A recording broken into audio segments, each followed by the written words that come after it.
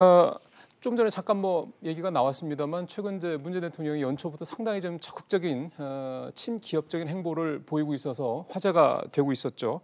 오늘도 앞서 말씀대로 대전에 가서 또 4차 산업혁명 육성 방안을 직접 또 발표하기도 했고요. 얼마 전에 수소경제와 관련해서는 내가 수소경제 이를테면 이제 전도사다 이런 표현까지 써가면서 적극적으로 정부에서 좀 지원을 하겠다 이런 얘기를 하기도 했습니다. 그런데 또 며칠 전에는 또 이 공정경제와 관해서 어제 있죠. 대기업이 잘못하면은 철저하게 책임을 묻겠다 또 이런 얘기를 했단 말이에요. 그래서 언뜻 생각하면 대통령이 무슨 얘기를 이렇게 하는 거야라는 그런 궁금증도 새끼칠 법합니다. 그래서 이 내용을 조금 더 풀어서 여러분들께서 이해하시기 쉽게 오늘 준비를 좀 했습니다. 도움 말씀에서 상명대 서지용 교수님 모셨습니다. 교수님 어서 오십시오. 안녕하세요. 대통령의 생각이 바뀐 겁니까, 교수님? 예, 오늘 뭐 발표하신 그 친산업 관련된 언급하셨는데요. 제가 생각할 때는 이제 두 가지 트랙으로 생각하시는 것 같습니다, 대통령께서. 네.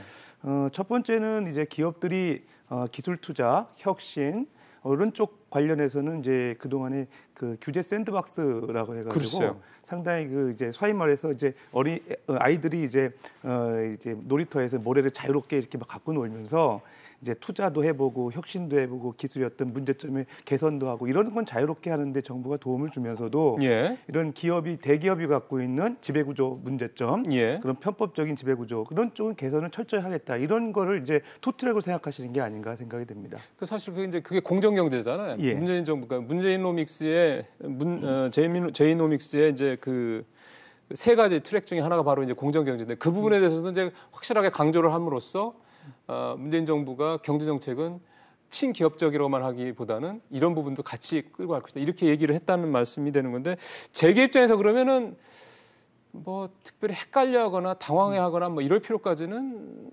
없겠죠. 예. 그 중소기업이나 뭐 정보통신 기업이라든가 이렇게 그동안에 정부의 지원에서 좀 소홀했던 부분들, 특히 정보통신 기업들 같은 경우는 정보통신 융합법이라든가 그다음에 뭐 산업융합촉진법 이런 것들이 이제 올해 1월달에 이제 시행이 되고 있고요. 그다음에 최근에 이제 그 금융혁신법 통해서도 금융 업종에 대해서 정보통신 그 업종에 있는 기업들이 이제 IT 기업들이 이제 투자할 수 있게끔 이렇게 맞습니다. 문호를 개방했거든요. 그런 측면에서 보면은 그런 중소기업이나 IT 스타트업이라든지 이런 그런 발전 기술 개발 혁신이 이제 주도적으로 하는 기업들한테는 희소식이 될 거고요. 네. 그다음에 대기업 중에서도 지배 구조가 취약한 그 소위 말해서 우리가 얘기하는 재벌 그룹들 이런 부분들 이런 기업들에 한해서는 상당히 좀 배드 뉴스라고 생각할 수도 있겠죠. 그러니까 기업들마다 자신들의 처한 입장에 따라서 좀 받아들이는 게 좀 다를 수 있다. 다를 수 이 있을 것 같습니다. 말씀이신데 사실 이제 이 얘기를 저희가 앞에 꺼낸 가장 큰 이유는 이제 국민연금에 대해서 국민연금이 이제 스튜어디스 코드를 통해서 적극적으로 주주 가치에 훼손을 가하는 그런 기업들한테는 주주권 행사를 하겠다라는 그 내용 때문에 그런데 대통령도 그 부분에서 명시적으로 뭐 대한항공이나 한진칼 얘기를 하면서 이제 당연히 두 회사가 주목이 됐고 그래서 이 수탁자 책임 전문위원회 국민연금 아래에 있죠 산하에 있죠 이 여기에서 이제 이거에 대한 논의를 했는데 정작 이 국민연금 수탁자 책임위원회 위원들은 그렇게 적극적으로 주주권 행사해야 되는 것에 대해서 부정적이었다라는 내용이 나오대요. 예. 의결권 행사 전문위원회가 이제 사실 그 스튜어드십 코드 도입과 더불어서 사실은 그 수탁자 책임활동 전문위원회로 이제 확대 개편됐는데 뭐 예상외로 반응은 사실은 한진칼이라든지 대한항공에 대해서 주주권 행사하는 것에 대해서 이제 반대 의견을 냈는데요. 제가 볼 때는 그렇습니다. 현실적인 문제하고 조금 이제 책임을 그 최고 의결 기구인 기금운용위원회로 좀 넘긴 게 아닌가 생각이 되는데요. 첫 번째 현실적인 문제는 그 사실 그 한진그룹의 지배 구조를 보면 조양호 회장이 사실 그 지배 구조의 정점이 있으면서 그 지주회사 격인 이제 한진칼의 지분 한 18% 정도 갖고 있고요. 나머지 한진칼이 이제 대한항공이라든지 주식회사 한진 그다음에 뭐 정석기업, 그다음에 진에어 이런 주요 기업들의 지분을 이제 확보하고 있는 구조예요. 그렇죠. 근데 한진칼이 지주회사 격이다 보니까 한진칼의 지분 구조를 좀 볼 필요가 있는데 지금 나오네요. 그 조양호 회장이 2019년도 2020년도 3월에 네. 임기가 만료가 되고요. 내년이네요. 대한항공 같은 경우는 이제 올해죠. 올해 3월에 예, 만료가 됩니다.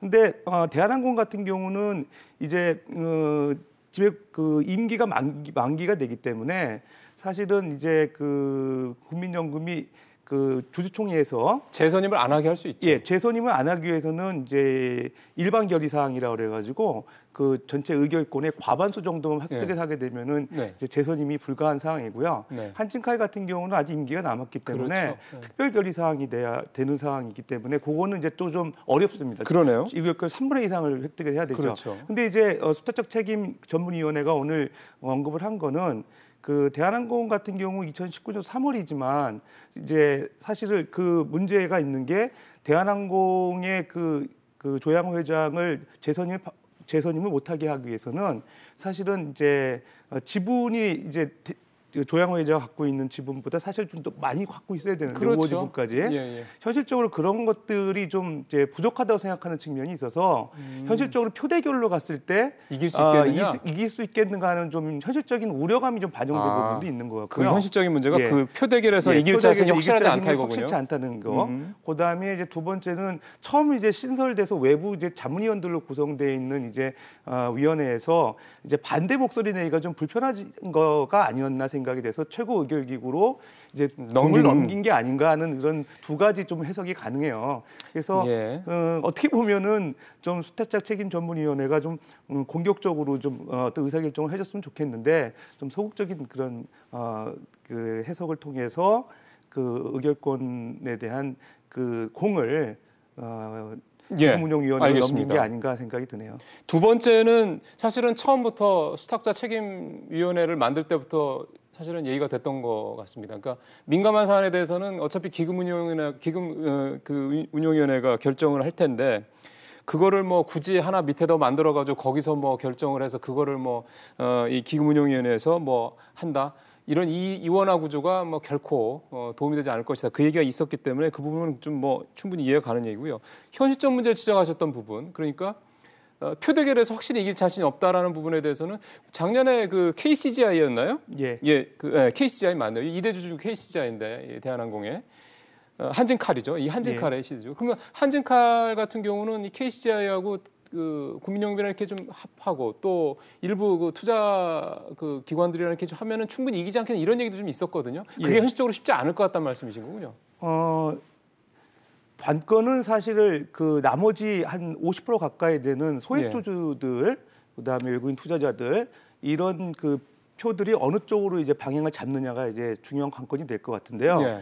일단 강성부 펀드라고 하는 아까 KCGI 펀드하고 그다음에 이제 국민연금이 이제 사실 펀드의 성격이 틀리기 때문에 공조는 좀 어려울 것 같고요. 표대결로 가서 같은 쪽 방향으로 이제 표대결로 이제 힘을 모아준다 그러면 나머지 외국인 투자자들이나 소액주주들이 사실 한진그룹에 대한 여러 가지 배임 횡령, 갑질 이런 것 때문에 사실 공분을 사고 있기 때문에 현실적으로 같이 표대결에 동참할 가능성은 있습니다. 근데 이제 아무래도 표면적으로 나타나는 표에서 좀 차이가 있기 때문에 좀 우려되는 부분이 있고 불확실성 때문에 직접적 표대결은 좀 기피하는 게 아닌가 하는 생각도 드는 거죠. 사실은 3월 주총까지 또 시간이 이렇게 많이 남은 것도 아니에요. 다음 달에 또 초에 설 있고 하니까 말씀하신 대로 그런 표를 모으는 작업들이 물론 그동안 계속 해왔다면 모르겠지만 앞으로 남은 기간 동안 한 2달도 채 안 되는 기간도 하기가 또 쉽지 않겠다는 그런 현실적인 이유도 충분히 좀 이해가 가는 부분이긴 합니다. 그러면 기본적으로 가장 효과적인 게 조양호 회장의 재선임을 이사 재선임을 막는 그 방법이 대한항공이야 이번이지만 한진칼 같은 경우는 더군다나 내년이기 때문에 그러면 올해 3월 대한항공 주총에서 이 조양호 회장의 재선임 문제가 그렇게 지금 생각할 처럼 쉽게 되지 않을 수도 있다라는 그런 의견이 좀 더 무게가 실리겠군요. 현실적인 하나의 지금 생각인 거고요. 그럼에도 불구하고 대다수의 투자자들이나 또 외국계 사례들 보게 되면 국민연금이 이제 주주권 행사를 적극적으로 하는 게 좀 장기적인 입장에서 지배구조 개선하는데 좀 바람직하지 않느냐는 여러 가지 견해들이 나오고 있는데요. 예를 들게 되면은 최근에 발표했던 아시아 기업 지배구조 협회에서 기업 지배 구조에 대한 평가를 사실 했는데 아시아 기업들 우리나라가 그 12개 국가 중에서 불명예스럽게도 이제 9위에 해당되는 걸로 나타났거든요. 하여간 별로 안 예. 좋네요. 뭐 근데 대체적으로 앞쪽에 있는 국가들이 이제 호주, 싱가포르, 뭐 이런 대만, 홍콩 이런 기업들인데 스튜어드십을 이제 도입을 해서 성공적으로 이렇게 잘 진행하고 있는 그 국가들이에요. 그러다 보니까 좀 시사점이 있는 것 같고요. 예. 그다음에 세계 경제 포럼에서도 이제 이 사회의 어떤 유효성 평가에서 이 사회가 얼마나 잘 작동되는지 그런 평가에서도 보게 되면은 우리나라가 이제 137개 중에서 109위를 한 만큼 이제 낮은 순위를 기록했거든요. 그러니까요. 이런 걸로 보면은 장기적으로 사실 우리나라의 지배구조, 재벌들의 지배구조가 좀 개선돼야 될 필요는 있고. 그러니까요. 예, 이런 측면에서 보면은 주주권 행사를 좀 더 합리적인 방향으로 이제 진행을 했을 때.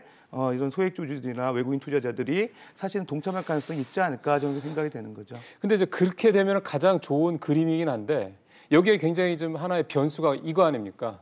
자꾸 이제 현재 국민연금의 이 조직구도, 기금운용위원회도 그렇고 이 독립성 문제. 그러니까 정부가 스튜어디스 코드를 도입을 해서, 그러니까 정부가 아니라 국민연금이 스튜어디스 코드를 도입을 해서 할 때마다 계속했던 논란. 그러니까 정부가 결국 국민연금을 가지고 기업들을 이제 뭐 길들이기를 하기 위한 수단으로 쓰려는 게 아니냐라는 이 공정성 논란, 정부 개입 논란. 그러니까 결국 이 문제가 자꾸 본질을 훼손하는 이런 상황이 발생을 하기 때문에 이 문제를 근본적으로 개선하려면 결국 말씀하신 독립성 문제가 다시 불거질 수밖에 없지 않냐 해서요. 그 독립성에 대한 좀 구체적인 얘기를 좀 드려보면은 그 해외 사례들을 좀 자꾸 언급하지 않을 수 없습니다. 그러네요. 해외 사례를 언급해야 되는데 이제 최근에 보면 캐나다 같은 경우도 이런 그 우리나라 따지면은 기금운용본부에 해당되는 투자위원회가 상당히 이제 운용에 있어서 독립적으로 돼 있고요. 그 정부 인사가 철저하게 배제가 돼 있기 때문에 그런 독립성 시비에서 좀 자유로울 수 있고요. 운용과 조직 자체가 독립적이다. 예, 독립적이 돼 있고요. 실제로 작년도에 그 투자 수익률이 12% 정도. 캐나다가요? 예, 캐나다 한 10년 동안에 한 8% 이상씩은 계속 유지를 해오고 있거든요. 작년에 그렇게 장 안 좋았는데도요? 예, 작년에 한 10% 이상씩 기록했던 걸로 기억나고요. 예. 그다음에 이제 미국의 이제 공무원연금 기금이라면 캘퍼스 예, 많이 캘퍼스 알려져 유명하죠. 있는데도 예. 그 주정부나 주의에서 어떤 운영하는 데서 전혀 간섭을 받지 않고요. 그다음에 이제 일본만 같은 경우도 이제 공적연금 있는데 공적연금 같은 경우는 그 주주권 행사와 관련된 거는 외주를 줘가지고 이런 민간 운용사들이 이제 스튜어디십 코드에 의해서 이런 수주권 행사를 해야 되는지를 이제 결정하는 데 있어서 정부의 영향이 없는 거죠. 그러니까 그런 사례들을 비춰볼 때는 국민연금이 이제 직제 개편, 또 기구의 어떤 독립성 확보 이런 것들을 사전적으로 충분히 이제 확보를 해놓고 글쎄요. 국민적인 어떤 컨센서스를 받은 다음에 이런 주주권 행사에 대한 그 어떤 것들을 적극적으로 시행할 때 좀 순기능이 나오지 않을까 하는 생각이 드는 거죠. 또 교수님 말씀이 그게 또 중요한 게요.